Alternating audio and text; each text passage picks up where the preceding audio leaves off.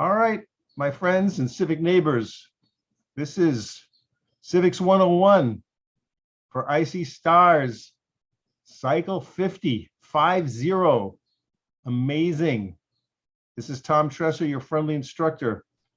Session 3, we are delving into the realm of what is a nonprofit and how does it relate to the idea of social justice and leadership. And we have remarked about a bunch of things about them so far in the first two sessions. Does anybody want to make any comments about any of the points we've made so far? It just seems interesting to me specifically because this is, I guess, a part of the internship I was looking forward to. It was something like interesting that made it stand out. Yeah. And so I guess learning more about nonprofits and how they're structured is like cool. I don't know, because it's something I would like to do. Okay, so this is relevant to you, and it's satisfying a little thirst that you have. It's good. Okay, Zach. Thanks, Zach.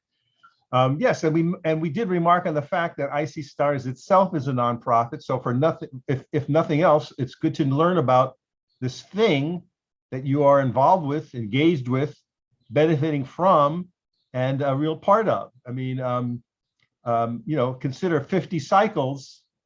That's 49 groups like yours have come before you. If you think about that, that is a pretty amazing accomplishment or community that you're now part of. Any other thoughts or comments whatsoever before we move on? All right, so in today's session, we're going to talk about resources. How do these things, these nonprofits, of which, as I say, Icy Stars is an exemplary example of a nonprofit, how do they keep going? How do they sustain themselves and go on year after year? Because really, that is sort of the secret sauce here in the sense of doing something good that meets a need or solves a problem. That's an awesome accomplishment. But I think even the bigger accomplishment is how to keep it going. So it's one thing to start something and to keep it going for a little bit, but my friends, this is 30 years later. What is going on? I think we need to address that today. So we're going to discuss that in some detail. So let's just reflect for a moment of how a for-profit keeps going. How does a for-profit, like say, keep going, go from year to year, survive and thrive? What's happening in a for-profit? Consumers doing what? buying the products. Yeah, right. Buying the product. I mean, that's about as succinct as an explanation that we can get. And we pack a lot of meaning into that short statement because we've understood that when you buy the product, whatever the product is, whether it's the Apple iPhone or you're buying, my friends went to the Cubs game yesterday, so they bought a ticket to a thing. So it was like a service, I suppose, when you buy an admission to a sports event. The bottom line is the people who are buying those tickets or buying those services are more than enough covering the cost of producing and marketing that service. So in the case of going to the Cubs game, 2 people go to the Cubs game week after week after week. That's not good. But still, the Cubs could sell the rights. Not could. They do sell the rights to broadcast the games to WGN and television, right? They sell popcorn, peanuts, and programs. So even though maybe sales vary day to day in terms of attendance at Wrigley Field, the people that own the Cubs are making money from other places. But at the end of the day, if the Cubs don't sell any tickets and they don't people don't watch it on television, it's going to crater. So yes, when you say that very simply, consumers buying the product and therefore paying a premium, right? They're paying for the cost of the product plus the profits, or sometimes you hear the word margin. What's your margin? So that's the answer. And I think the opposite is also true. Consumers stop buying the product and your business fails eventually. All right, now what about government? How does that survive? How does that thrive? Taxes. Taxes, yes, exactly so. So you could say that's shorthand for the ways that a government can extract revenue, taxes being the biggest one, but we also know they can charge you fees and other things. But yes, taxes is mainly it, and also debt. Um, a for-profit enterprise can take out debt or borrow, but at some point they have to pay the debt back. And the government can also borrow. But what government has that a business doesn't is they can actually make money. They can actually print money. So Apple, if it has a bad year, right, and, and it just fails and people aren't buying the Apple phone 32 or whatever, Apple can't go print Apple dollars, with Steve Jobs' face on it or something. That doesn't make any sense. They would get arrested for counterfeiting. If you went to the bank and you cashed your paycheck and I gave you and you got a 300 Apple dollars, you're like, what is this? This is a joke. This is funny money. You're trying to put something over on me. So a private enterprise cannot print money. They would go to prison for that. But obviously the government can. But yes, taxes, that's the answer. Okay, superb. Now, as we said earlier, one of the magic pieces of the nonprofit puzzle is the fact that individuals can donate money to them, and they do so happily, and that's part of the special nature of nonprofits. We can receive those donations and actually deduct them under certain circumstances from our income tax, returns, our federal returns.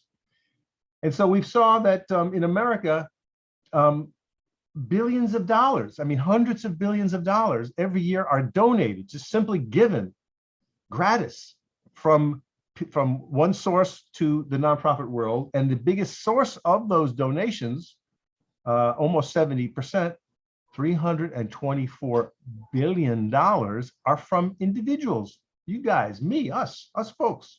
We reach into our pockets voluntarily and hand over $324 billion to nonprofits every single year. And we asked you guys a little earlier about why you do that. So let's revisit that question momentarily. Why do you donate? You can unmute and you can also put it in the chat. We covered it briefly. Why? Some of you donate. So let's have someone who hasn't shared before. Please tell us why you donate. To support a cause that you believe in. To support a cause you believe in. So let's break that down. Support equals dollars, but it could also mean time. So sometimes you give your money and sometimes you would volunteer, but they both are valuable. They're both valuable. Let's put it that way. Your time is valuable, it's precious, and your money is valuable. So the support is the first thing, and it's you, and it's voluntary, right? It is not compelled. That's a key factor. Taxes are compelled. I may not like to pay taxes, but if I don't pay my taxes, bad things will happen to me. The IRS is one of the most nastiest, we don't take any prisoners organization in the government. And even though they may come at you with a calculator, they'll come at you and they'll take your house, your car. If you don't pay your taxes, eventually, the little guys anyway, the big companies can get away with it because they can park their assets offshore. They have lawyers working for them. But us normal folks, we have to pay our taxes. We are compelled to do so. Okay, voluntary.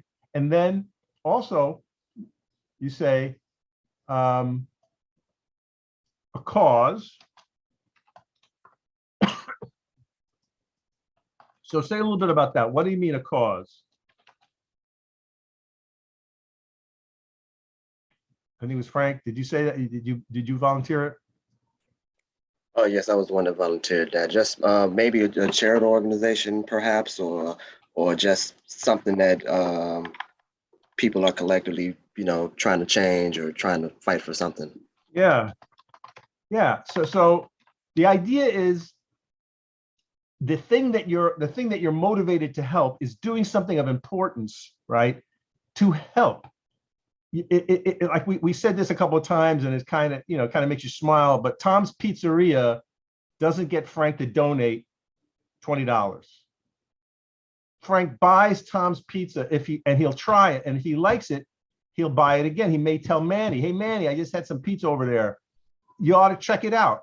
Now, I don't pay you, Frank, to tell Manny about my pizza shop. You just do it because you're spreading the love, right? But you're not going to donate to me, to my pizzeria. And again, it sounds funny to say, but it's a key understanding. But this thing that is helping people, that's doing something of importance, does strike your fancy, and you voluntarily say, you know what? I'm going to be part of that. I want to be part of that thing, that effort. So here's $20. Or you know what? I'm going to come in and I'm going to stuff envelopes for you. I got an hour. I got a free hour on Saturday. I'm going to come by. You need some help? And you do that. You do that voluntarily. That is a major piece of this. I can't compel you. I can try to inspire you. I can try to inform you. I can tell your story. I can try to get you excited. But really, at the end of the day, you just make the decision. And then the last piece is, you said you believe it. That you believe it. And again, this is, how do you get your beliefs, right? So there's a sense of education here, in that maybe you didn't know some stuff, but then you learned about my efforts at my nonprofit, and there's some learning going on there. You didn't know before, and now you learned about this effort, and you decided, you know what? I'm going to be down with that. Here's $20. So in your simple statement, there's quite a lot, I think, but I think you got it. Okay. And I think, does anyone else want to say anything about this? I see some other things in the chat. Scott, to help others in need. Yeah, again, this idea of helping. We want to help others. And I'm going to suggest that is a very human trait. This idea of being in solidarity and being part of a collective. I think it's part of our DNA. All right, all this is very key to this nonprofit soup that we're cooking up here. All right, anybody else want to chime in before we move on? I think these are very good points. Why do you donate?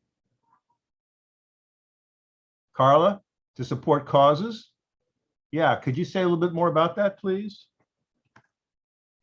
Sure. Just people and organizations that you believe in. Be places when you were growing up that maybe helped you or you frequented, but as you get older, you're able to do more for people and causes that you believe in, you hear about, you support. Got it. Yeah, so you had some personal experience in your life at different stages of life. Maybe you went to the church, maybe you went to the library, different things that you experienced coming up that impacted you, that made a difference. And now, as you say, you get older and you can reflect back on that and say, you know what, I want to help pay it forward too. And again, that is a voluntary feeling on your behalf, where you said, look, I got some benefits here, and now I'm in a position where I can help others, and I choose to do so. And I think that is such an important feature of this work, my friends, because this idea of being in collective action, this idea of being in solidarity, this idea of collective work, even if even if I just volunteer 1 hour, and that's all I do, I'm still part of that larger feeling, and that's that larger group, that larger effort. And I think we need much more of that in society. I feel we need to be more together than we are. And part of the benefits of this nonprofit sector, as I hope you see, is it helps what we call social cohesion. and helps people affiliated, helps people be part of a larger effort than just themselves. And I think that is very needed in today's times. And so this is one of the, maybe it's a feature of the nonprofit sector that isn't talked about a lot. Okay, but I think you're getting it. All right, cool. So now let's talk about nonprofits and money. So remember, we said nonprofits pay no state or federal income taxes. So Tom's Pizzeria has a great year. I make $1 million. I got to pay income taxes on that revenue. That is a mandatory thing for a for-profit business. But as you'll see, IC Stars, whose budget is pretty robust, will pay no federal income tax nor any state income tax. That's what they call exempt. When you're tax exempt, that's what that means. You also, as a nonprofit, depending on the state law, may pay no sales tax. So in some places, sales taxes are quite high. The state of Illinois will allow your nonprofit to register, and if you can show that you are a good nonprofit doing good work in the state of Illinois, they can grant you an exemption. And therefore, when Sandy's people goes to the Office Depot and they buy 50 tons of copy paper or new computers or whatever they may be, no sales tax is paid. Nonprofits that own property don't have to pay property tax. So again, this idea of exemption from the government is saying, we're going to keep our hands off you so you could do your good work. We're not going to be dinging you with sales tax, property taxes, and income taxes. You guys can keep that revenue and do your good work. So this is a privilege granted to nonprofits by the federal government and by the state governments. Now you do pay payroll taxes. So people who are working for IC Stars and who are drawing a salary, they would show you their paychecks, you'll see the same thing that any company employee would have. Payroll taxes are withdrawn. If they have if they're deducting for their pensions or whatever it might be. But yes, IC Stars must pay the payroll taxes of their employees. That's something that they cannot skip. And if you donate, as I mentioned before, to a nonprofit, you may be able to deduct that donation from your income tax. That means, again, the federal government is saying, this is a way that we will allow our citizens to support this nonprofit's business. And we, the federal government, will take less money as an incentive for you to donate. And as I said the last time, if a nonprofit makes more money than it takes in, those excess funds, we don't call them profits, are used to plow back into the organization to keep it going. Those are some of the major features as we mentioned. Now, let's take a look at the IC Stars. As I said, we're going to use this as a case. This is a page from the IC Stars 990.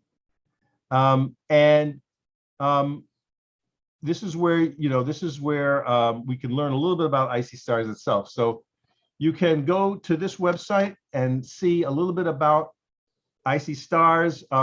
This is called GuideStar, and this is a service that keeps track of all nonprofits that are like ours, like IC Stars and the Civic Lab, 501c3s. So let's see what this document reveals.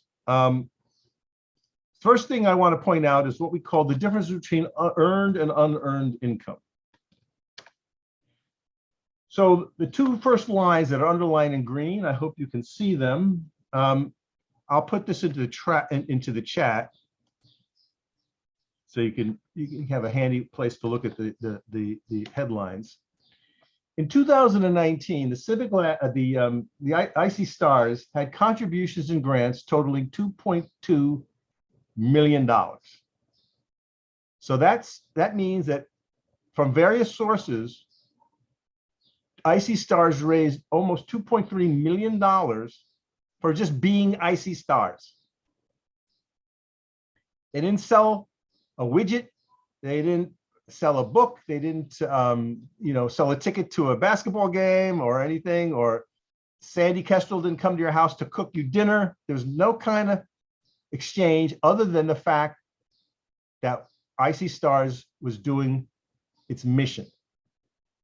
And this money came to support Icy Stars to do exactly what it's set up to do. That's the first line. Is there any question about that line? What it means? Everybody sees that when it says grants and contributions. That's what we're talking about. Okay. Now let's look at the second line. 426, about $427,000 comes from something called program service revenue. This is what we call earned revenue. The first line is unearned, unearned in the sense that it was just given to Icy Stars for doing its mission. That's the term that's used in the field. The earned revenue is actually from services. So Icy Stars performs services. So maybe they did some consulting work. Maybe Icy Stars Milwaukee has to pay a license fee in order to have the name Icy Stars. Maybe Icy Stars also has some other kind of line of business, like they help businesses maybe with recruiting. So perhaps someone from Icy Stars, Sandy, or some other officer, perhaps is paid to go consult with a company to say, well, here's how you improve the diversity of your workforce based on our 30 years experience in this field. In which case, that's a service that's being rendered and which Icy Stars is then compensated. So that's about $426,000. And there's one other line that we look at, and that's other revenue, which is from, in this case, a fundraiser. So you would put the 14,000 plus the 229, and you would get a total of $2.7 million for all the revenue all in. And the investment income, that's line 10, is a modest $4,200. So that means that, you know, that the money that is given to Icy Stars, you know, sits in a bank account somewhere as it's being used and generated that much money. Or perhaps someone donated some stock to Icy Stars that generated some interest. So that's what that line represents. So we see that Icy Stars brought in a total of about $2.7 million in 2019. Now, if we look down a little below that and we see the other side of the coin, Icy Stars spent, this is line 18, a total of $2.8 million. So they actually spent a little more money than they took in. So that means that that's a deficit, not an excess. So they took in $166,000 less than they spent, or more than they spent. Or you follow me? They spent a little more money than they took in, is what I'm trying to say. But because they had money in the bank, so you'll see the next line under that, down there where it says total assets, they have money in the bank. They could have other assets. They don't own their building, so I'm going to assume they have money in the bank. Maybe some stock might have been donated to them, and so they deduct their liabilities, which is indicated on line 21, and then they come out ahead of the game, way down on line 22. So this is a very common occurrence in nonprofits. You try to bring in as much as you spend, but sometimes you simply can't control that. It could be that they got some grants in 2018 that fell through or they didn't renew.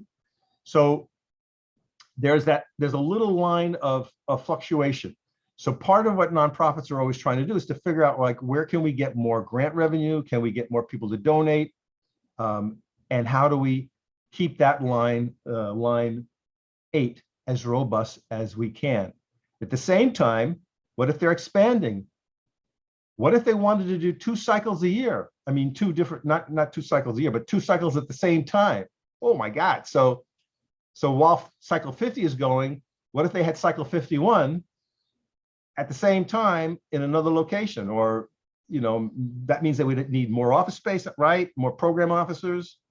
So they could double their impact, you know, in terms of numbers of interns, but think of how much more expense would be involved. Yes. So Do they need more room, more computers, more programming staff to work with you guys, right? More trainers. And so you got to watch your expense line too as you expand your operations. All right. Are there any questions on what we're showing you here? I'll summarize it on the next slide. Unearned income is grants from any sources or donations from any source, plus the revenue from their special event. So that might have been a gala, right? You know, where you might spend $200 a ticket and there's food and drink. But essentially, it's another way where I could support the organization by going to a special event. Well, you put those two numbers together and you get the 2.2 million. And their earned income is what I said, the 426, plus the revenue from their investments is a total of 431. You put it all together, and that's the grand total bottom line for 2019 of $2.7 million. And I would say, you know, this is a very typical kind of a profile of a mature, well-run nonprofit that's been around for a while and has proven itself and is doing this kind of work in the community in a very needed way. Any questions on this material so far?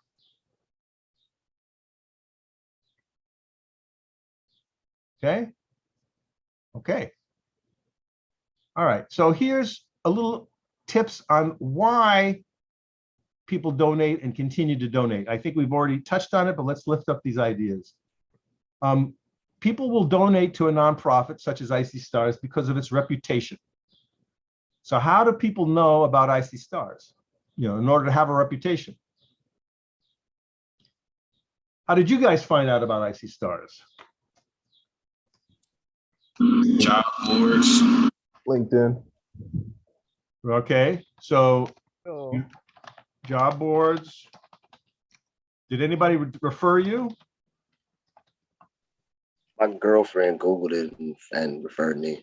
Yeah. Anybody who was in the program connected with you and said, hey, I was in IC Stars, you should try it?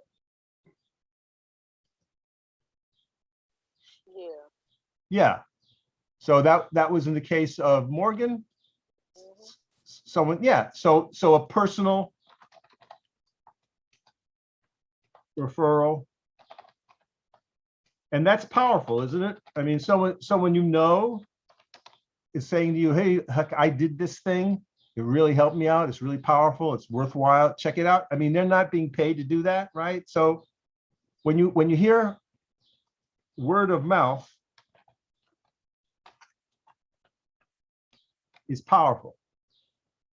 So those are some of the aspects of a reputation, but obviously things have been in the newspapers. Yeah, I don't know if any of you ever read anything in the press around IC Stars, but they do get covered in the newspapers. Sandy is often a speaker at different conferences. Maybe you have, you know, you wouldn't necessarily know about these conferences, but it's possible, you know, at like a TED Talk and things like that, it's possible that you might have seen Sandy as a speaker and go, what? Who is she? And, you know, I'm impressed by her things that she said.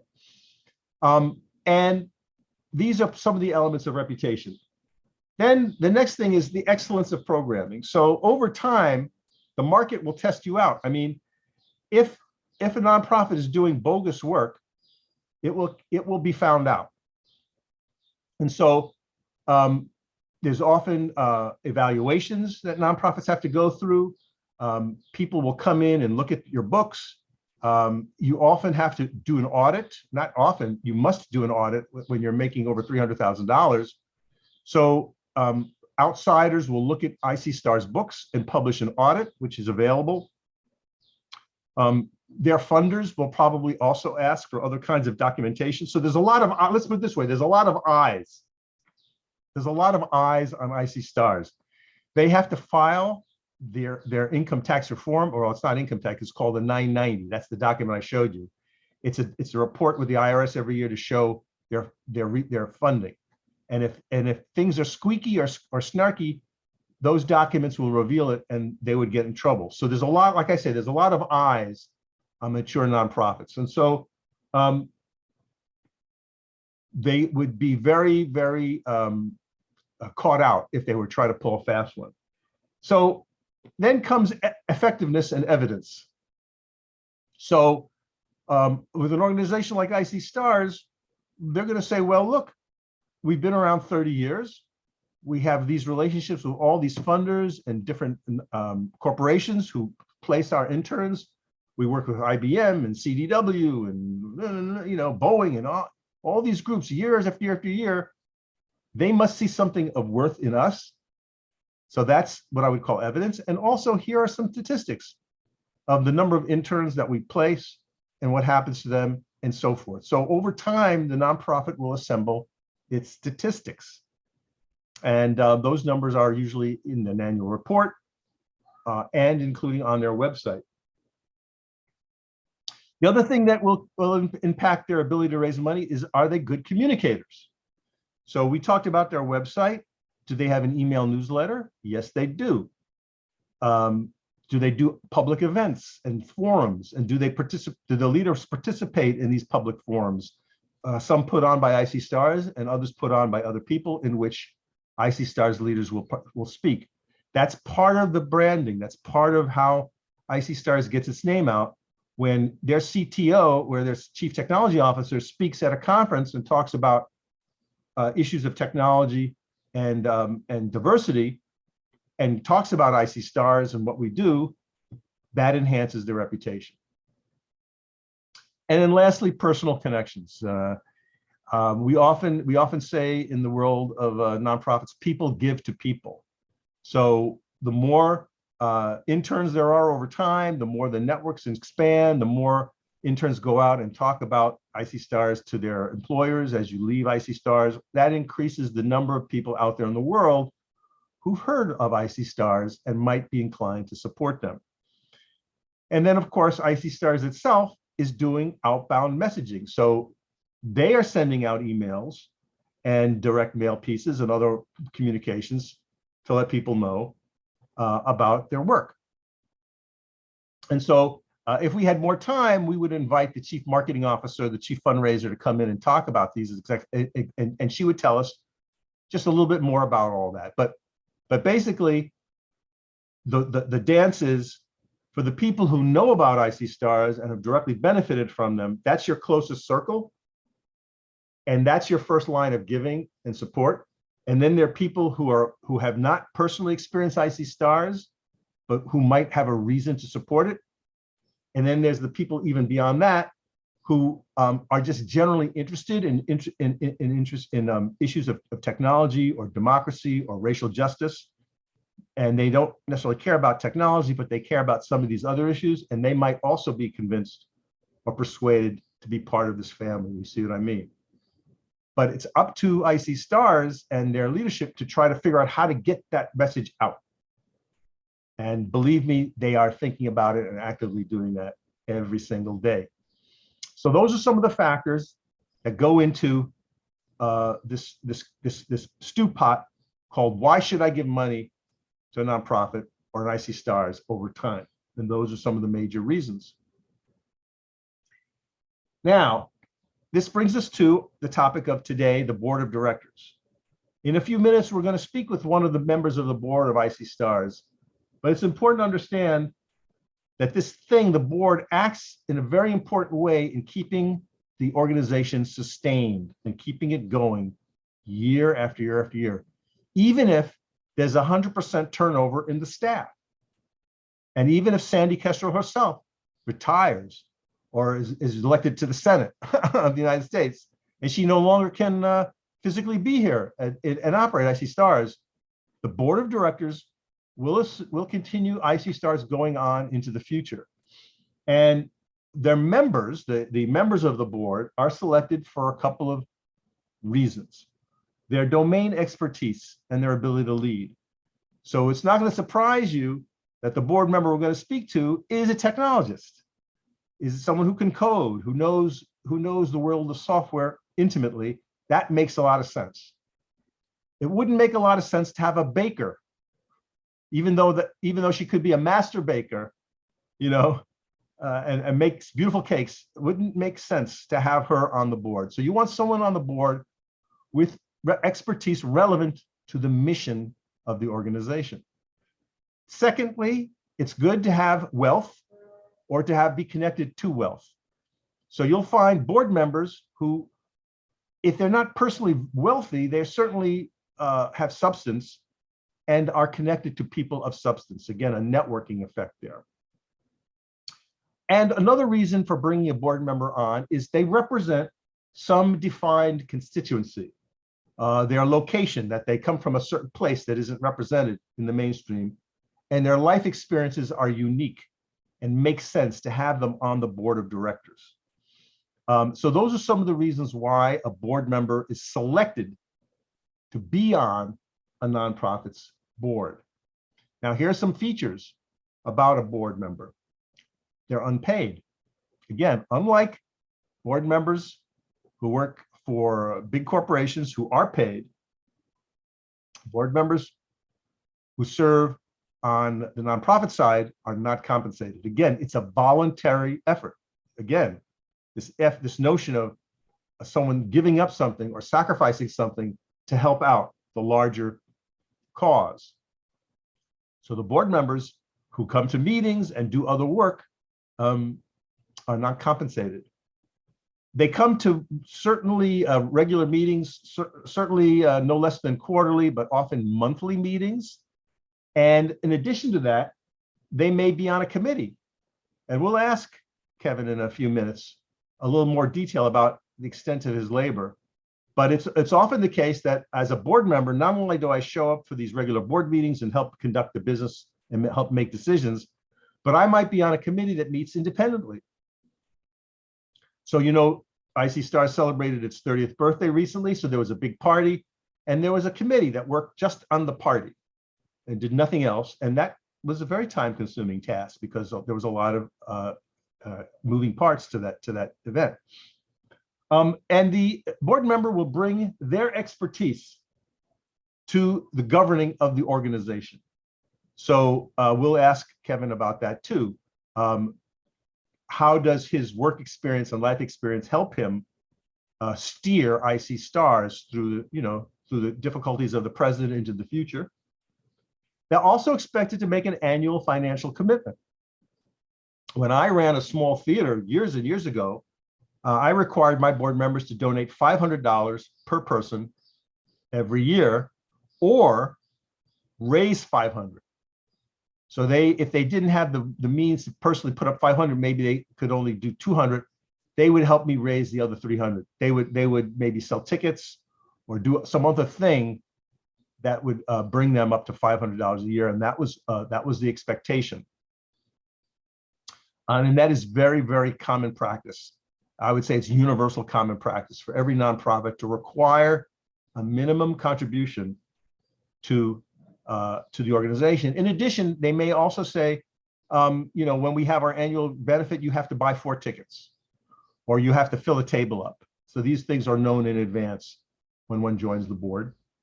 And then, of course, they have to show up. They have to help out. They have to be available.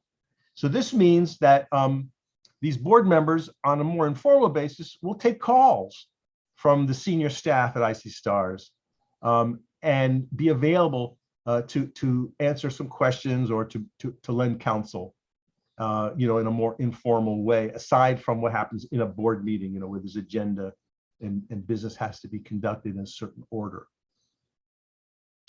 And as I say, you want a diverse board that reflects the people you're serving and the issues that you're dealing with. So the board will show up like that. And as I said, remember, the board kind of stands in for the community and acts as the stewards. And as I said before, even if there's 100% turnover, the board will be in place to make sure that the IC Stars mission continues into the future under new leadership. And so board members cycle in and out, and there's usually a term limit. Sometimes it's 3 years, and there might be staggered. So say a board has 9 people on it, It could be that every year 3 people leave the board and 3 new ones come on. And that's how these things are usually structured. So there's a nice flow of new blood and ideas into a board to keep it smart, to keep it, plugged in and present to the changing environments. Because the board members are, again, they're in different companies, they're in different environments, they're learning about the world too, and they're bringing that information with them. So as we'll see in a minute, Kevin, who works for a major software company, is certainly going to be abreast of all issues and concerns of a global nature. And he will be in a good position to advise Sandy and the senior leaders about, hey, do you know what that's coming down the pike? There's a security thing that's happening that maybe the general public hasn't heard of. So he will help, and other board members will help the senior management navigate the future as they're bringing their advanced knowledge, their extensive knowledge with them into helping IC Stars operate. So here's some of the roles that we typically see in a board. There's a chair, or sometimes it's called a president of the board. And they kind of, with the chief executive officer, in this case, that would be Sandy, they kind of set the tone for the operation of the board, keeping things on track, planning out what happens in the board meetings, planning annual retreats, other large strategic issues that need to be looked at. So that's your board president. Your board chair has kind of got that big picture. The vice chair serves in a backup position and will assist the chair in the operation of the committee structure. The secretary sort of takes the minutes and keeps the records, the documents of the board. So these are minutes that are kept and then made available to the other board members. And the treasurer works with the chief financial officer of the organization to make sure all paperwork is correct. Taxes are paid, other reporting is done correct and on time, and we'll also keep track of the ongoing finances. So again, this is the senior leadership of the board of directors kind of has that big picture, and they would work with Sandy and her top people collectively to steer IC Stars for the next 5 years. So they're always thinking about that big picture and making sure the board's work lines up to support that big picture flow. Okay. Now, there are 3 core principles or duties that we would say that guide participation in any board, nonprofit board. And these are called the duties, the 3 principal duties. Let's look at them. The first is called the duty of care. So as a board member, I am committing, I am pledging to do my job as a board member and proactively participate and be a really solid team player. To join a board is not a light decision. It's quite a serious commitment on the part of the board member, and it's not to be taken lightly by either party. The board, the nonprofit that invites you to be the board member, and you yourself as a board member. So you are pledging to fulfill your roles to the best of your abilities, and you don't need to be dragged to meetings, or you don't come unprepared. You're committing 110%. The duty of care. The duty of loyalty is that all the things that I do and things I learn are to benefit the organization and not myself, which again is different from a board member of a for-profit, because a board member may have stock in a for-profit company. So my personal financial interests are lined up here when I'm a for-profit board member, because I could be a part owner if I have stock. But as we said before, there is no stock in nonprofits. There's not an owner. Sandy Kestrel does not own IC Stars. So I, as a board member, I am joining because I believe in what? The mission. That's why I'm part of this. And it's not about me getting compensated. And it's a conflict of interest. If I own a, let's say I own a PC store, I'm selling PCs, and I join IC Stars and I try to lobby Sandy or the chief technology officer to buy my computers. I say, hey, look, I'm going to give you a good price. That's a conflict of interest. I'm not here to push my business or to profit personally. And so board members usually sign a conflict of interest statement and a disclosure statement that says, I am not here for profit and I will not try to make profit from my participation in my board experience at IC Stars.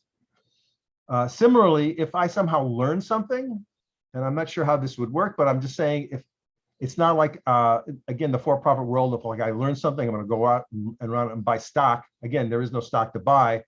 But the point is, my participation in the board and whatever I learn from reading its financials and discussing matters with Sandy and other senior staff and other board members, I'm not trying to figure out like how to grow rich off that.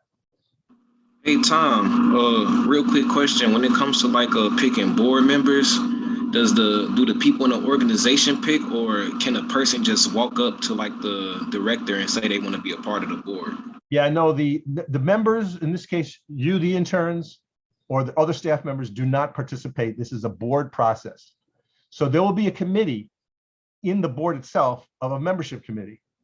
And it could be that Sandy might be on that committee, or it might be the chief revenue officer or the chief marketing officer might be also a member of that committee. But with Sandy and the board president and the chair of the board committee, they're going to say, you know what? It's time to expand our board. We're growing. We need to find 3 more board members. So that would be a decision made at that level. And they should be, maybe should be a Latina woman who is a coder or an entrepreneur, or maybe should be a person of Asian descent. They're going to have these kind of very large strategic issues to try to fill the gaps in the current board. And they could say also, you know what? We're expanding to Houston. Maybe someone on the board should be from Houston. You know, it's that kind of decision making. And then they'll brainstorm about, well, who knows anybody in Houston?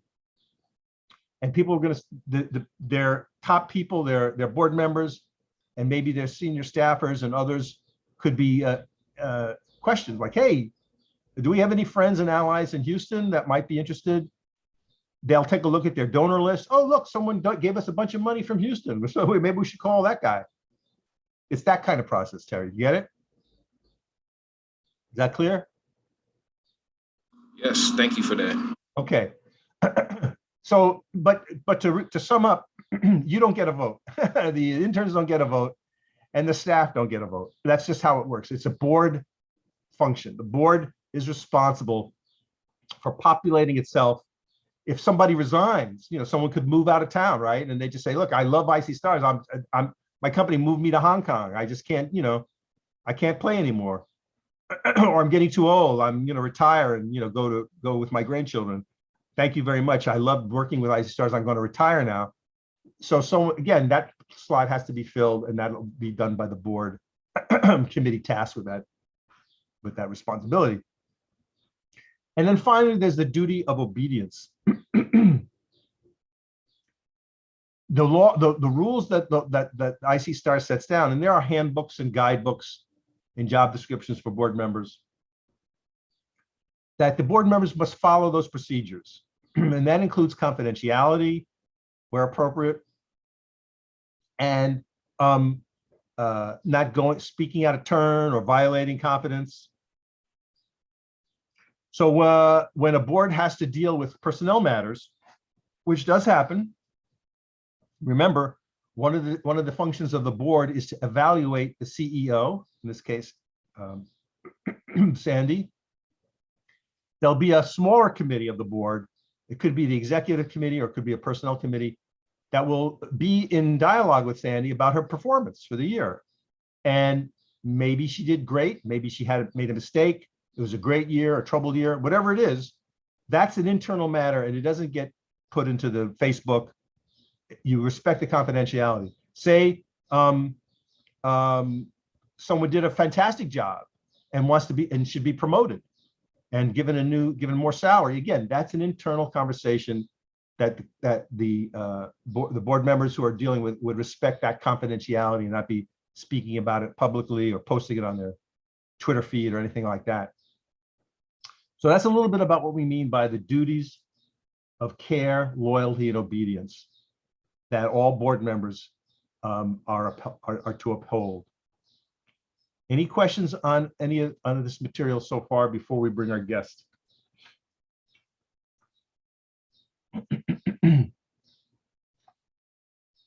We get this thing about a board and what makes it special?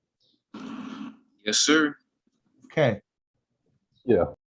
Okay, cool. I don't know if we asked this, but does anybody here serve on a board? No. Wish. Yeah. So I don't. Yeah. I think when people were sharing with me, you know, in the forum, and when you were telling me a little bit about your background, people have volunteered quite a bit, but no one has, I think, served on a board. What about even inside a house of worship? Has anyone ever done anything in terms of governance in any form, even in a club or other in other settings? Have served in some governing capacity?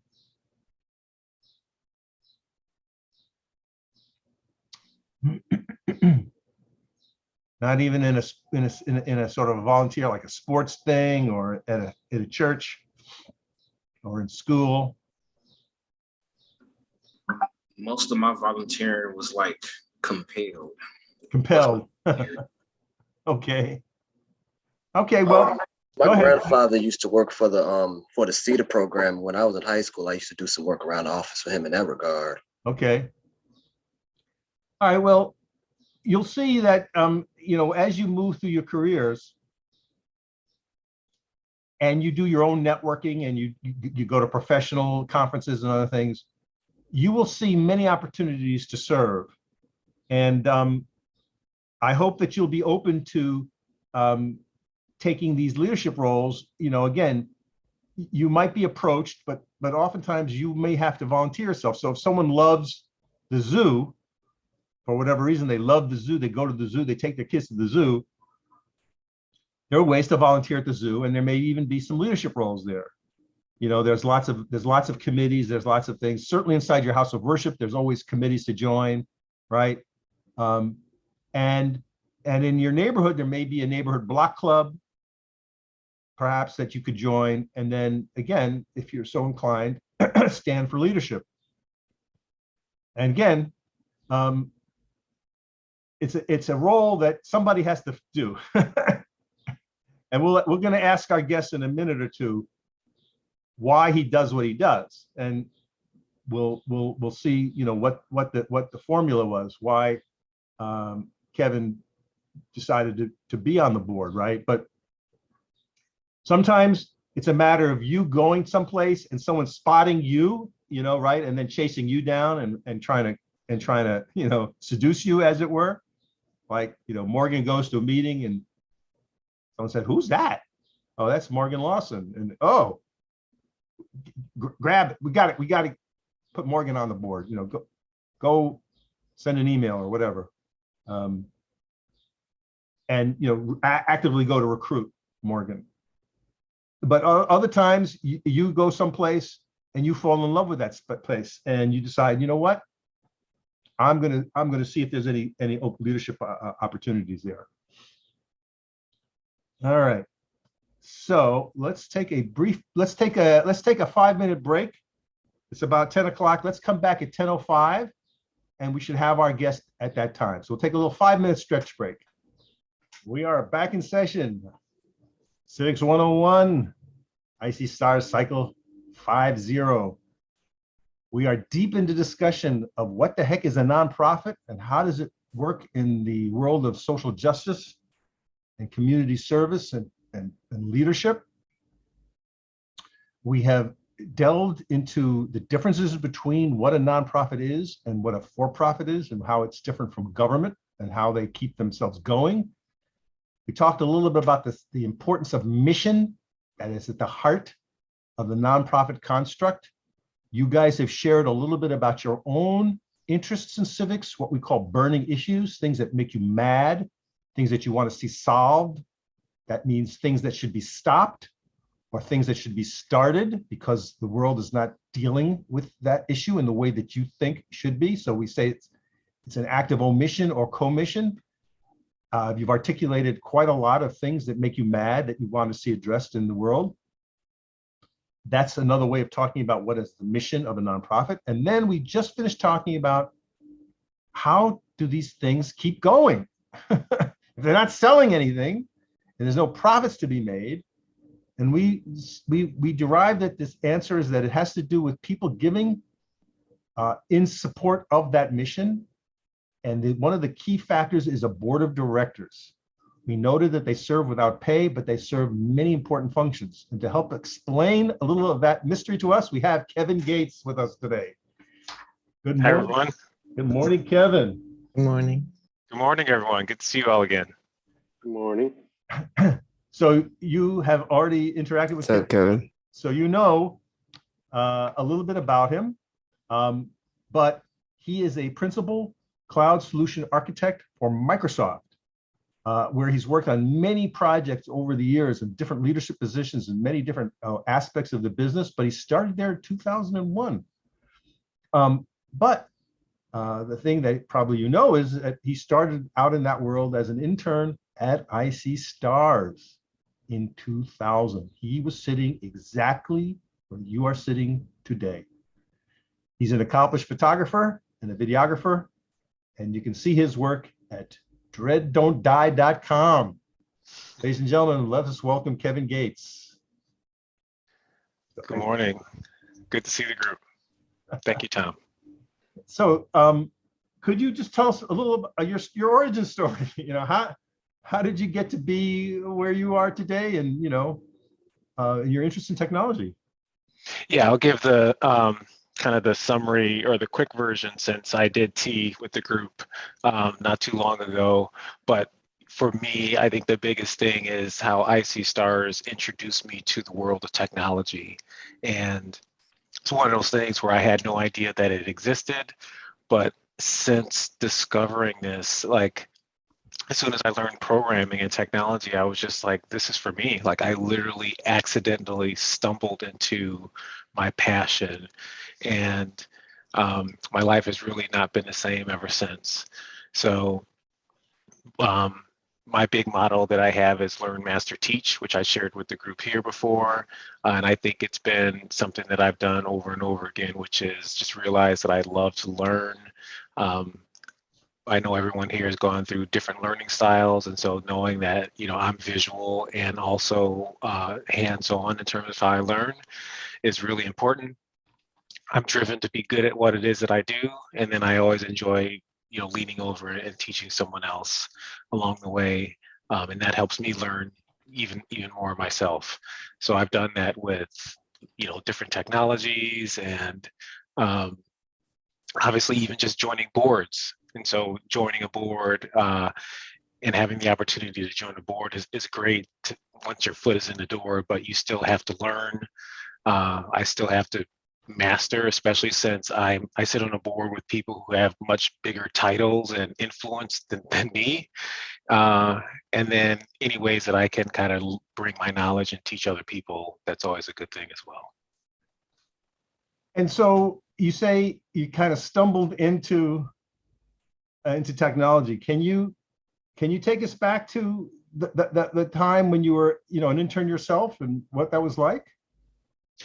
The analogy I usually give is going to the buffet. And so one of my favorite parts, there's a few things that I really loved about IC Stars. One is that it takes you through a tour of technology. And so throughout your time at IC Stars, you're getting a taste of being a developer, database, even roles that are not necessarily super technical. So things like project manager, business analyst,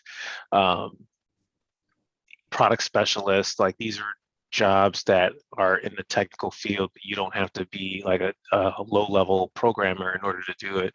But you just get this tour through technology, and you can really, similar to a buffet, make that first plate and just get a little sampling of everything. But then after that, you're like, you know what, I'm going to double down and get, like, on my second round, I'm going to go back and get a full plate of that particular dish that you really liked. So I love the idea that, you know, one, Icy Stars takes you through and lets you kind of figure out what you're passionate about. And then two, the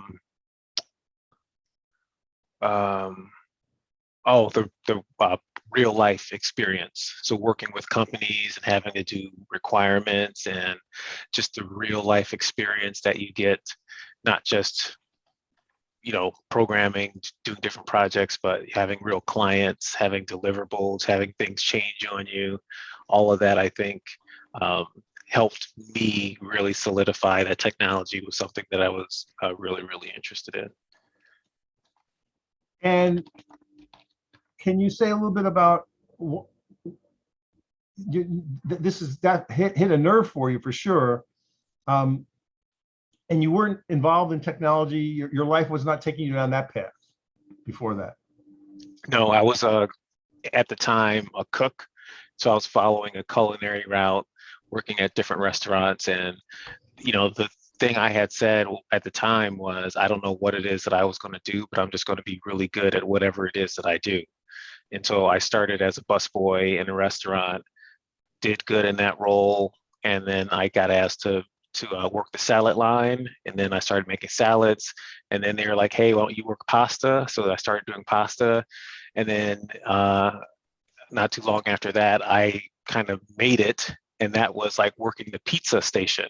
And that was like very high volume, the busiest, you know, 900,000 degree brick oven pizzeria. This was Bertucci's Pizzeria that used to be on Huron and LaSalle.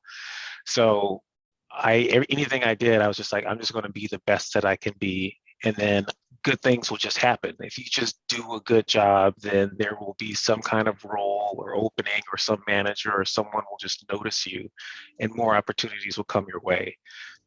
And so I think that's something that everyone in Cycle 50 should make sure that you're living up every single day, is just always doing your best, because good things will just happen as a result most of the time. But yes, as soon as I switched over to technology, I had to keep doing that and keep fighting to be good. A lifelong learner is fair to say. Lifelong learner. Sure. Yes, for sure. Yeah, I agree with that. I think that's a real key feature of leadership. Is this a little bit of humility, if you will, to say I still can learn, right? I'm good at my thing, but there's still more to learn, even about the thing I'm good at. I love that. Now, there you are, moving through Microsoft, learning, doing, leading, etc. And now, where does Icy Stars come back into the play? Are you involved with Icy Stars over the years? How do you reconnect, or maybe you never unconnected? So how does one go from being an alumni and just, you know, living your life and moving through your career to getting on the board? What happened? I would say the overall theme has been feeling a sense of owing Icy Stars for just everything that I have. And so I've always just been very, very grateful. I feel like I'm super lucky. I literally went from being a high school dropout to now at this point having like 21 years at Microsoft. And so even when I first started at Microsoft, I always felt like I am so lucky to be in the position that I'm in. And so I just want to give back and pay it forward to other people. And there's no better place to do that than Icy Stars, which is what gave me the life that I have right now. So throughout, I would say immediately after graduating, I was very involved with all of the cycles. We would bring some of the interns and some of the groups down to Microsoft and do like a week-long project at the Microsoft Technology Center. And so we made good use of the space. And then there was some period of years where I was less involved with Icy Stars. but I would say out of 50 cycles, I've probably worked with 15 to 20 of them in some form or fashion. Wow. And the way that I got on the board of IC Stars was after hitting 20 years at Microsoft, I was just like, I just felt this calling, and I was like, I just feel like, if I could join the board and give back and contribute in other ways, to me, that was kind of the ultimate level of giving back. And so I reached out and sent an email to Sandy and just said, hey, if there's an opening or an opportunity to join the board, I'd love to be considered for that. And she was like, hey, I was thinking about asking you the same thing. And so just at the same time, I had the opportunity to join a national board of IC Stars. And I'm on one other board, which is the board of the Family Institute, which is a nonprofit that does mental health. They do research and education. They're attached to Northwestern Hospital. So very good mission. And there's another organization that wanted me to join their board. And I was just like, I don't have bandwidth for that many boards. And if there was a board that I wanted to prioritize, it was going to be IC Stars. So I turned down one other board opportunity to just purely focus on making an impact at IC Stars. Wow. So let's break that down for a minute. You used the phrase lucky. So there's a sense that you're standing on the shoulders of some other people, that you got a situation that really benefited you in a time when you needed it. So the sense of, you didn't use the word debt, but I would say I feel like you sense like I have a debt to pay, or it's not like, it's not like someone can make you, but you felt compelled. Oh, for sure. Yeah, I was just like, I owe it to IC Stars to give back and contribute. So whether it's through time or financially, I'm always looking to give back and help IC Stars. And we just made that point, this idea of compassion and gratitude and generosity it sounds simple to say it, but it's underneath everything we do. If you didn't feel generous, you would just go back, you would just do your career and, do your thing. And you just tip your hat to IC Stars, but you might say, I did it by myself. It's possible, right? But this idea of feeling generous and connected and somewhat responsible is part of the magic, I think. So you reached out to Sandy and she said, yeah, I was thinking the same thing, Yeah. Okay. So was this the first board that you had joined? No, this would be, so when I joined IC Stars, this would be the third board that I've been a part of. Okay, so that was not a new thing, the idea of being a board member. No, but I felt more prepared. Just like with the first organization I was a board member of, I would say I was very junior, and it wasn't a very well organized board, and so I didn't have a really good sense of what the responsibilities of a board member were. And just the different dimensions of being a board member. And then I joined the Family Institute, and I've learned a lot there because they are a very well organized board.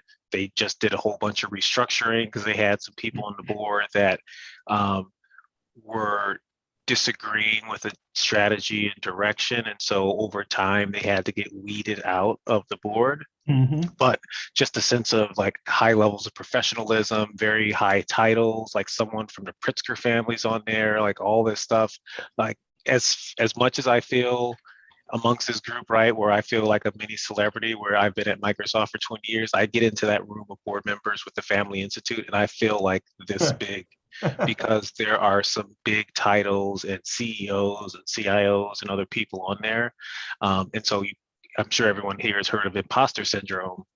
I feel that when I am on the board, but that's where I think you can instantly go from feeling like you're inadequate to being like, hey, this is a learning opportunity. And I go back to my model, right, where I can still learn in this environment and still have something to give back at the same time. So we point out that training is required to be a good board member. And it's often the case that an organization will bring people onto their board who were very accomplished, in different walks of life, but being a member of a nonprofit board is not the same as being a successful business person. It's not the same as even being a great board member of a for-profit company. There are different roles and responsibilities that we just covered. So this is kind of what I'm hearing you saying. You're thrown on a board, you join a board, and there could be orientation, there could be training, and there could not be. So it depends.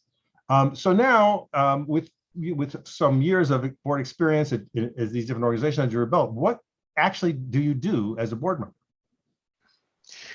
So I have a short list of just things that I thought of as I was preparing for today, and I will drop this into the chat, and I'll just briefly mention. Cool. I think this is all in here. Got it. So just overall, I would say that the board is responsible for steering the direction of the organization. So helping, decide what priorities should be, the leadership of the organization, supporting the CEO, and in some ways that is being their boss, and then just overall doing what it takes to ensure growth and success of the organization. So that is kind of my headline of what the board is responsible of, and of course what I would be responsible for as a board member. But then a couple of these other points I'll make quickly, and we could dive into any of these deeper. One is just making the time, because you have to have time to be on the board, to join the meetings, participate, show up to in-person events, go to fundraising, things like that. So you need to make the time and not just do it when you're available. So having that sense of priority, I think, is really important. Sharing your network is important.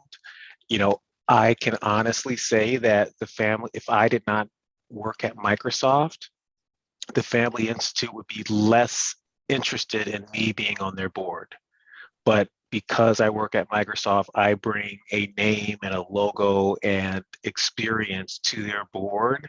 And that is one of the things that, although I'm sure they like me as a person, it's a thing that people are looking for when they are trying to recruit people for their board. So I mentioned that first because that means that I'm also looked at as someone who has access to other people who work at Microsoft, other people in the technology industry. So I'm expected to share my network and use those people to help influence the organization and ensure its success. Obviously, being able to raise money is important as a board member, whether that is through fundraiser. Board members sometimes have a quota, so you have to donate a certain amount of money every year to be on the board, or there's a board fee. But bringing income in, increasing mind share, I think that speaks to just marketing and how you evangelize the organization to other people is an important role. An area that I'm not always that good at is influence, which means if I have an opinion and I want to convince other people to have that same opinion, it takes legwork to do that, which means having a meeting outside of the meeting or having one-on-one conversations with people to understand their perspective, share my perspective, try to get people on your team so that you can, help convince others. So influence, I think, is an important part.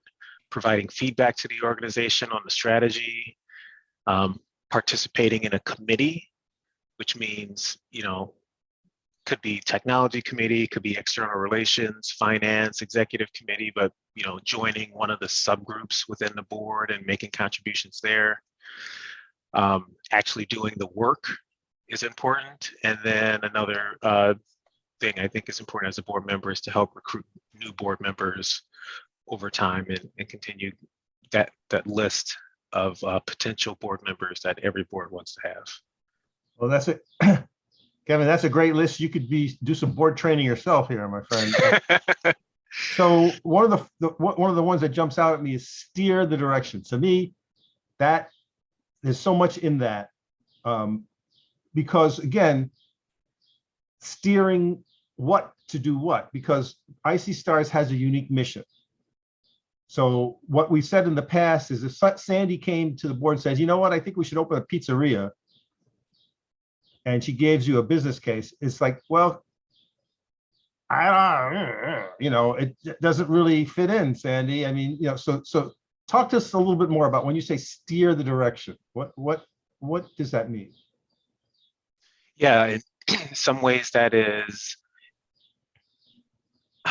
giving ideas, providing ideas in terms of how Icy Stars might tackle something. Another example could be providing feedback. So, one of the things I would say, like, let's take for a real example of Icy Stars is, Icy Stars is in Chicago today. Icy Stars also in Milwaukee.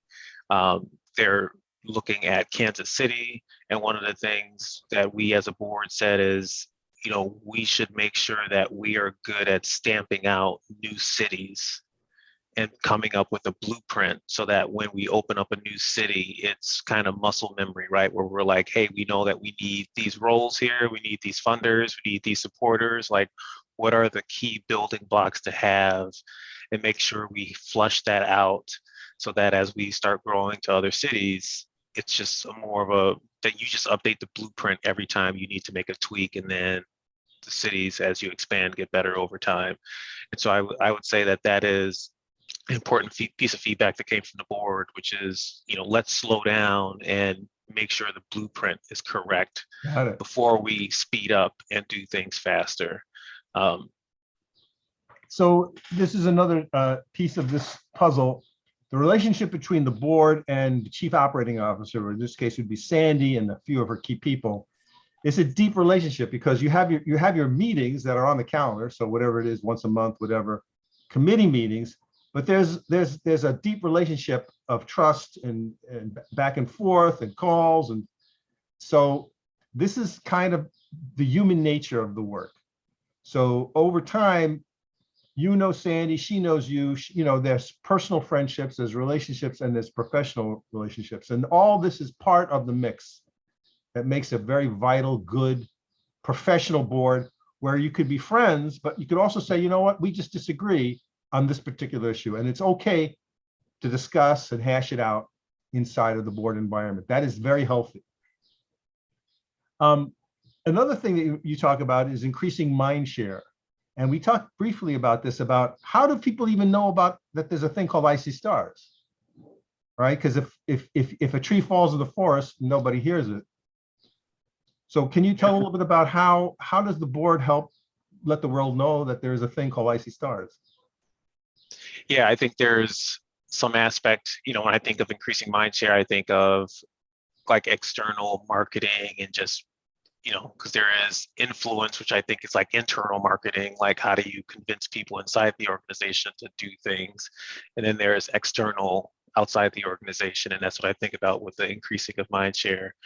I think one is just acknowledging there might be a need to invest more with external marketing. Both of the boards that I am on, Icy Stars and the Family Institute, have both had rumblings and conversations of, hey, we need more people to know about us. Like, we do good stuff. How do we get, like, spread the word? How do we get more people to know about us? And so that's where you're leaning on some of the people on the board and their networks. So someone with the Family Institute is like, hey, I know someone at Cranes, maybe I can reach out to them and then have them write a feature on the Family Institute and then have that published. Other times it might be with targeting or doing a fundraising or some kind of event where you would then invite board members and influential people to that event so that they learn about the organization and they are planting the seed elsewhere. And then other times it's saying, hey, we need to invest more in marketing and just, getting boots on the ground, people doing social media and spreading the word in that way as well. So again, you see, he's bringing, the example here is the board members are bringing these ideas, since since he's working at Microsoft and they obviously have a robust marketing program of billions of dollars. So we're not saying IC Stars can't do that, but there are features of this external marketing that he and the other board members observe, and they could say, hey, you know what? I just noticed that there's a social media campaign that I thought was clever, and you bring that into the party, and you're adding your external experiences and your insights. I don't know if you use this word, but I think you said you might think of yourself as an ambassador. I don't know if you used that word exactly, but would you say that's accurate? You sort of act as an ambassador for IC Stars in different places? Oh, 100%. I think I'm in the unique perspective of being a alum and board member. So I fully wear that ambassador badge in that sense. But yes, when it comes to being a board member, in general, you are there to promote the organization. So if someone were to ask me, like, what does the Family Institute do? I need to know and be able to articulate, right? Like what value they have, the 3 different pillars they focus on. Obviously, same with IC Stars. And so you need to know the mission of the organization that you're a part of, and being able to sing its praises, talk about the value that the organization can bring, depending on the audience that you're talking to. And so if you're talking with if I'm talking to Molson Coors, right, I might talk to them about, hey, sponsoring a project with IC Stars, or maybe like they're doing now, a multi-city type of investment. And so really based on who you're talking to, you're trying to talk about the value of the organization, and what ways there could be some partnership that would be mutually beneficial. Right. And so we mentioned this, that we should be able to stop any of the board members of IC Stars or the senior staff in the elevator at the punch bowl at a party and say, what do you do again for IC Stars? Or what is IC Stars? And everyone's going to say the same thing. There's that you're aligned about what the mission is, and you may have different ways to speak about it because you were a former intern, but that everyone's going to be hitting the same notes more or less. You're on the same page.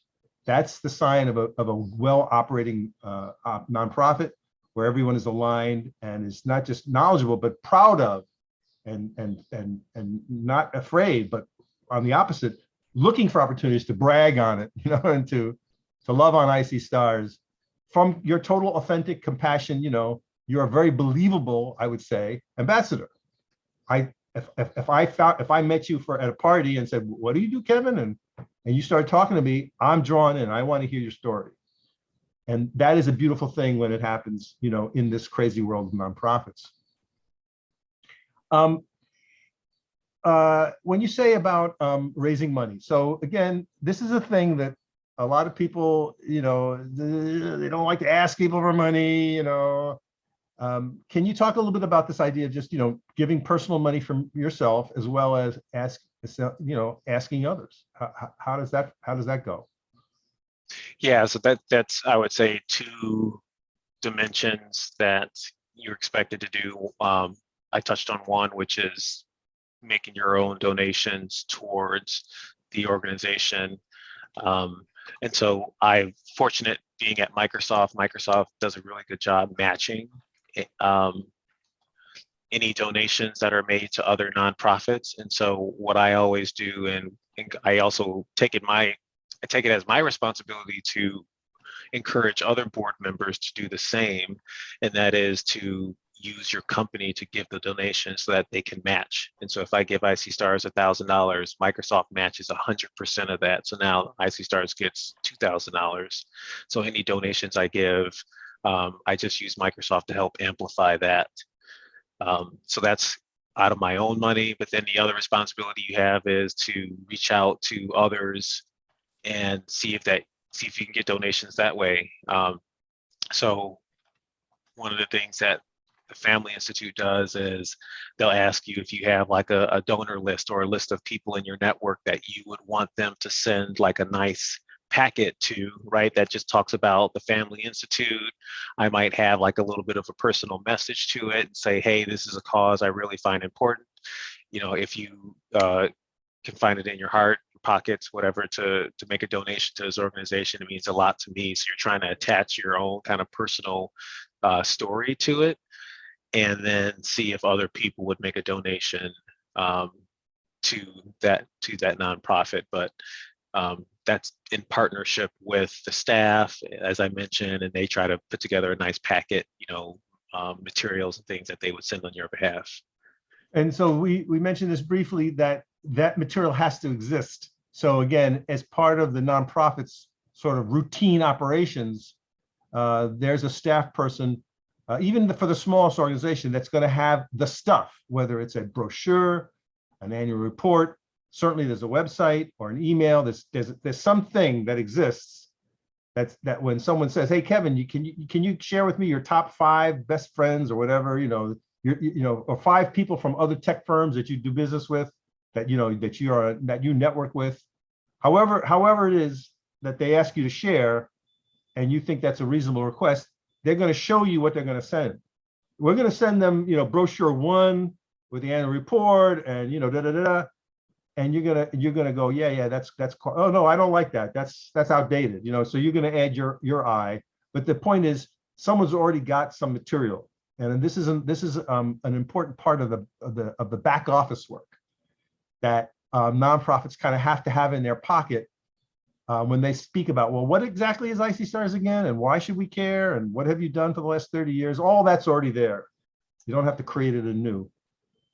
Yeah, the story and the impact, and then a little bit of icing on top, which is like what you present might be a gift included as well. But that's right. And then as Kevin said, he'll add his own special sauce to that package, because he might put in that cover letter, by the way, I was an intern, so I know that this is 100%.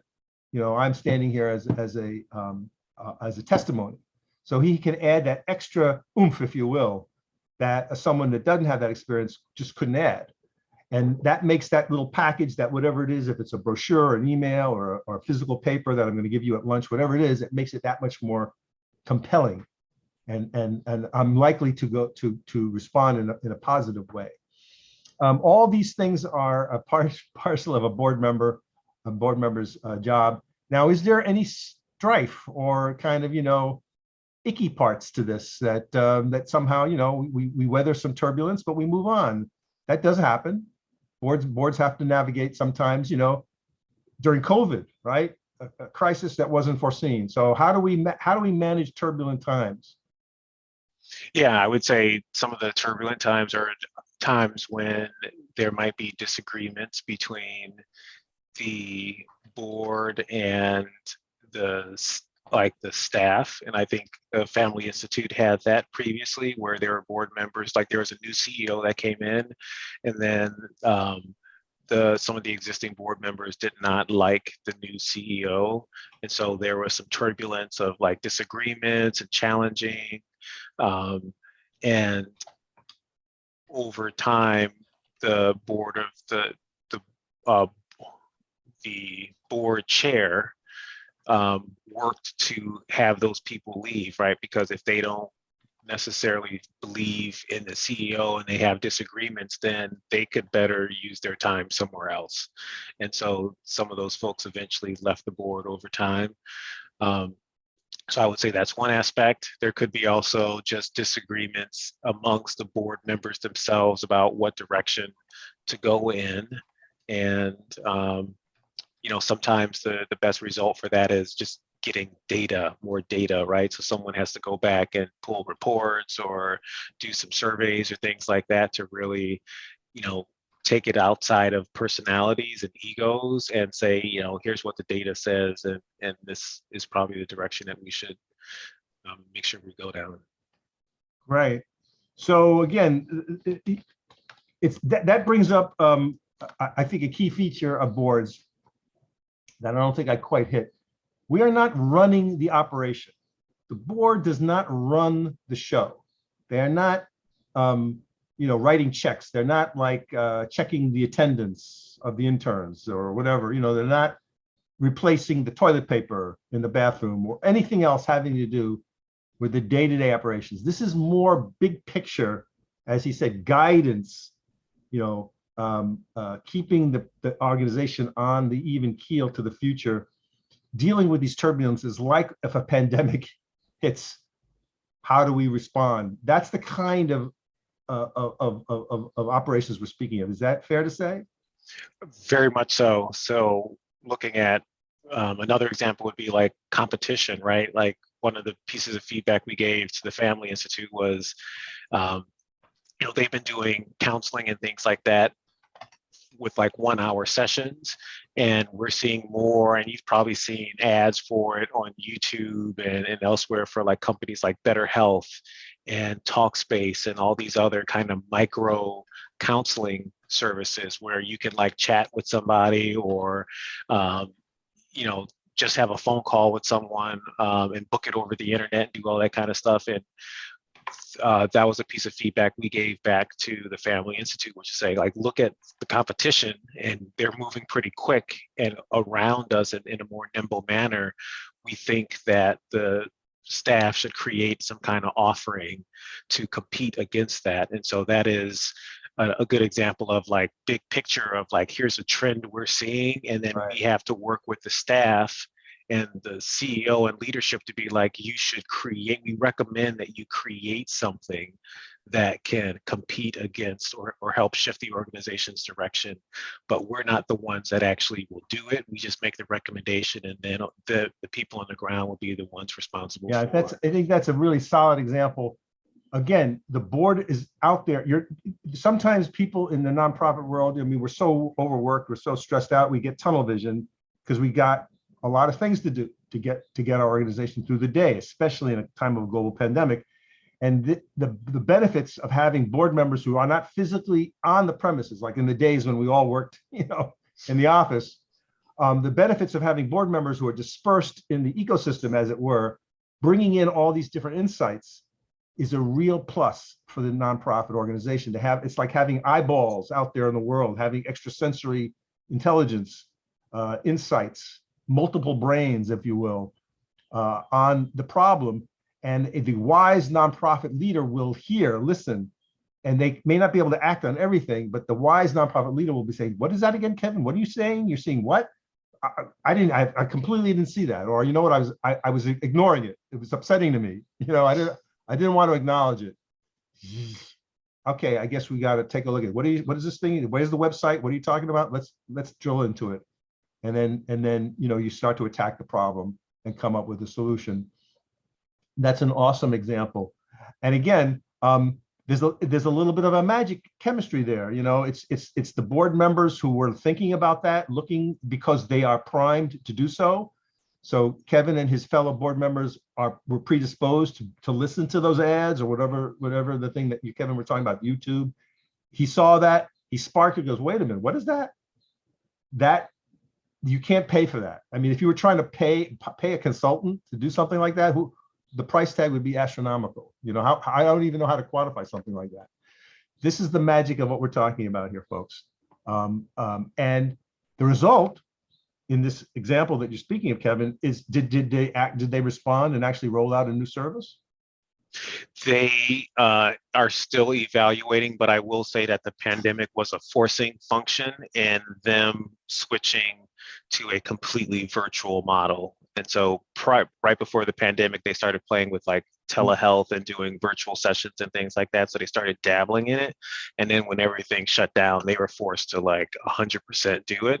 And so I think that has put them in a much better position of, online booking, virtual appointments, and most importantly, the staff being used to doing things virtual because they were used to doing everything in person. You would come to one of the 8 offices around the Chicagoland area. It was very in person, personal, all those things about going and seeing a therapist and sitting on that couch in the FaceTime.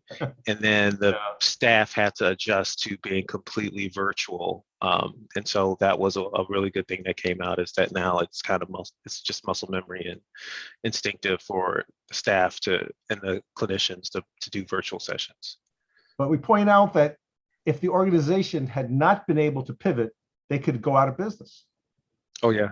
They might not have survived. And so this you see the value proposition here of the of the informed nonprofit board members who are not involved in the day-to-day.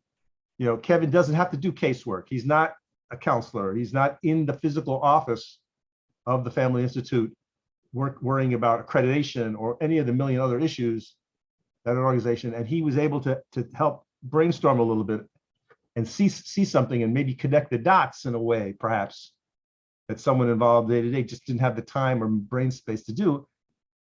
The end of the day is, if the organization is able to pivot and do some of these new services and they survive, it could be that someone else down the street did not make it and they failed. And that is true. There is a life cycle to nonprofits. Not every nonprofit survives turbulence or deserves to. Well, time for questions and comments from the interns. You've heard a lot from me and from Kevin. Any questions or comments? So what are the steps in actually, like, let's say I actually wanted to be on the board of a company, like what are the steps that usually I'd have to take? Would it be like being heavily involved and then them taking notice, or is it like a recommendation, things like that? Yeah, first I would start with the obvious, which is you wanting to be a part of that organization because you believe in their mission, right? So you would, assuming that you believe in the mission because that's why you want to be on the board, I just want to make sure that I call that out, that that's a really important thing to have in place. And so if you believe in the mission, then that means that you, there might be other ways where you can learn about what they're doing and the impact that they're making. So just make sure you're doing your homework and knowing the organization well before you approach about being a board member. The other thing is thinking about the give and the get. And so what can you give to the organization as part of your your proposal? And then what do you want to get out of it? And we talked about, I shared in a list of, the things that I think about as a board member. So those are all the things that you would have to give: influence, financial guidance, things like that. But for me, when I joined the Family Institute, one of the things I mentioned was like, hey, like learning about being on a very structured and organized board was one of the things that I looked forward to getting out of it. So I think those are some important dimensions. One of the things that typically happens is you meet with one of the existing board members and just share your story, right? Talk about the things that I just talked about. So just the mission of the org, the give, the get that you think is a good match there. And then you're trying to find someone that would basically sponsor you and then make a recommendation to the board chair, like, hey, this is someone who could be on a potential person of interest to be on the board in the future. And then from there, you might have lunch with the CEO or the founder of the organization. And, that would also kind of gain some buy-in of support to have you to join the board. Tom, I don't know if there's anything you would add to that. No, but you put it well. It's like, what do you want to give and what do you want to get? So it's a two-way street. The nonprofit is going to have some documentation. And when I used to run nonprofits, I would basically say, here's what we expect of you when you join the board, and here's what you can guarantee from us.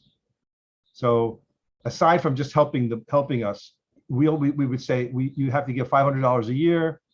Again, I ran a theater, so we expect you to attend all opening nights.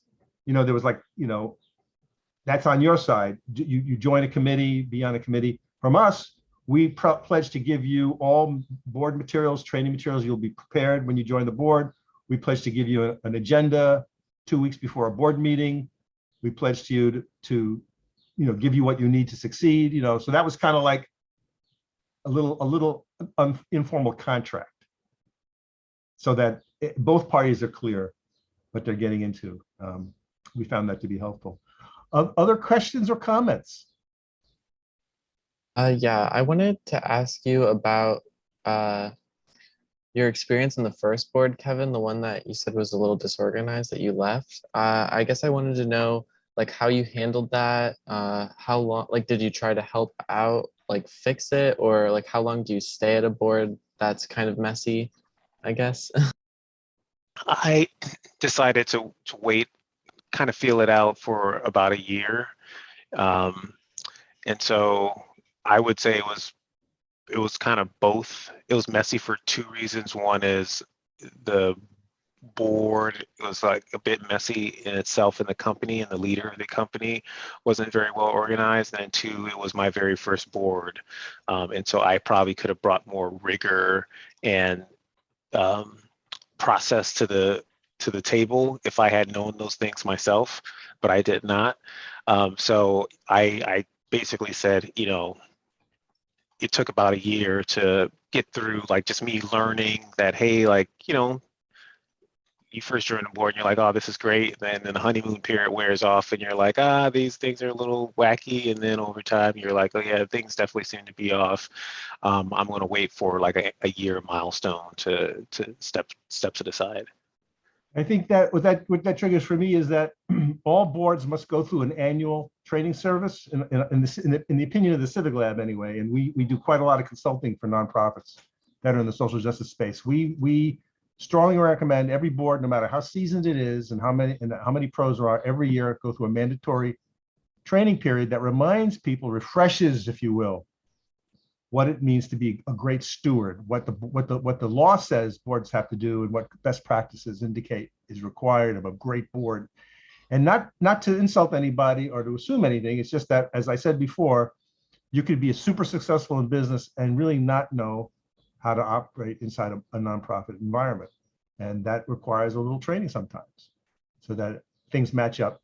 Also, it's kind of what happens in Vegas stays in Vegas, in that if the board has to deal with some touchy issues like a CEO who's not performing, they have to step up. And that sometimes is a bit of a tension, but that is part of the deal. It is the job of the nonprofit to evaluate and eventually hire, retain, or fire the CEO. That's part of the deal. And that's easier said than done because a lot of CEOs are super charismatic. They tend to hoard information. So a poorly run nonprofit, the board will not know exactly what's happening. And that's a bad sign. So transparency, sort of an open book environment where all the board members have all the documents they need, all that is good practice. And if I'm the CEO, I want that. I want to show you, even if I have a bad year, I'm not trying to hide anything from you, Kevin. That is not going to serve me or not going to serve the board. But again, easier said than done. Well, okay, as we're approaching the end of our hour, Kevin, as you know, we here are a room full of future leaders, if you will, leaders in training. What are your words to these interns of IC Stars Cycle 50 as they go forward into the public sector and the private sector? I would say, you know, be curious, number one, and, you know, the other thing is to raise your hand and volunteer. I think that is one of the things that really stood out for me coming out of IC Stars was just raising your hand and volunteering, because you get free experience in that process, but you also build connections and start to meet people, and people can start seeing what you're capable of, and you never know where your next job opportunity is going to come from. And so just raise your hand, volunteer, be curious, and always do the best work that you can. And you'll start to, over time, right? I think I've mentioned this before, but every interaction is an interview. So the more positive interactions you have with people around you every day, the better off your network will be, and the opportunity to find a job. Wow. I love it. Every interaction is an interview, including today. Sure. So to those interns who wanted to ask a question but didn't, next time, ask the question. Don't miss an opportunity to interact. And I hope that you'll listen and learn. Or what did you say? You learn, master, and lead. I love it. Yes, learn, master, teach. Learn, master, teach. The way I say it is listen, learn, and lead. So I don't know. Yeah, not too far off. We're on the same page. We're going to say goodbye to Kevin Gates and thank him again. We have a few little things to cover. But again, my friend, thank you so much for joining us and sharing your experience with Cycle 50. Awesome. It was great seeing everyone today. Thank you for the great session today, Tom. Thank you. Thanks, Kevin. Bye, everyone. All right, how does Kevin Gates show up as a leader? How does Kevin Gates show up? He comes very well prepared. He knows what he has to say. He knows the material, and he knows how to, I guess, rile up the people for the right reasons. Yeah. Dynamic. Yes. What else? What else about Kevin Gates? He always wants to learn. Learn, so learn. Yes. I would say, would you say he's humble? Yes. But not bashful. I guess it's different. In other words, a confident person, an accomplished person, but yet still possessing some humility, which he's free to share with you. He's saying, I don't know everything. I want to learn. I want to show up, and also easy to talk to, informative. I thought he was very precise and concise. He obviously thought a lot about this moment. You know, I have communicated with him, of course, ahead of time to explain what we were doing in the class, but he obviously took the time to think about his role as a board member, which I thought was very helpful. And I'm going to steal his list, actually, that he put in the chat. That's going to be on my slideshow from now on. So I thank him. I tip my hat to him for that, because that was really cool, you know, for me to teach this stuff. And I was impressed by him saying, I felt lucky. My friends, if you learn nothing else, this idea of compassion, that is the secret sauce. If I have to sum up our work today, with talking about this magic stuff, it's this.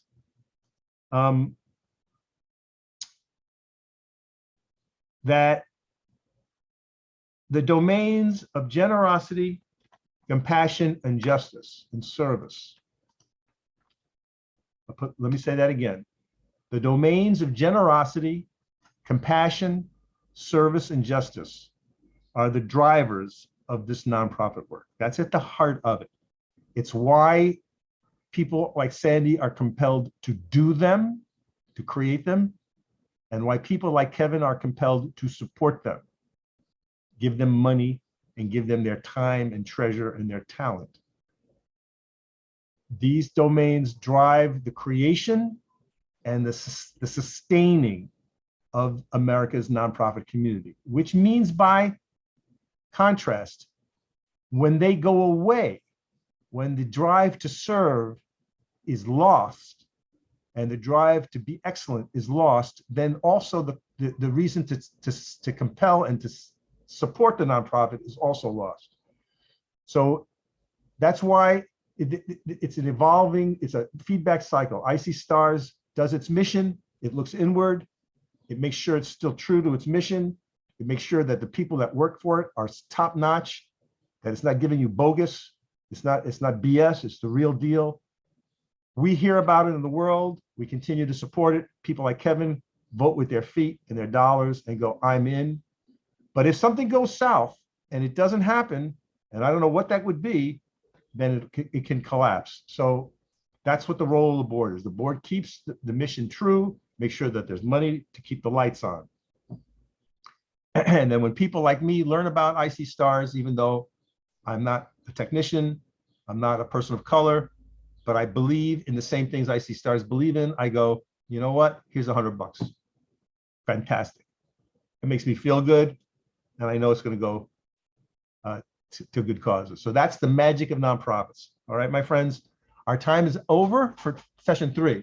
When we meet again next Tuesday, the spotlight is on you guys. Does anyone have any question about what they're supposed to deliver in their PowerPoint presentation 1 week from today? Any questions or comments before we sign off? Are we good?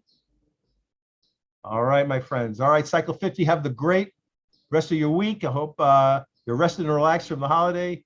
As things get real for cycle 50, we'll see you in 1 week. Everyone stay safe.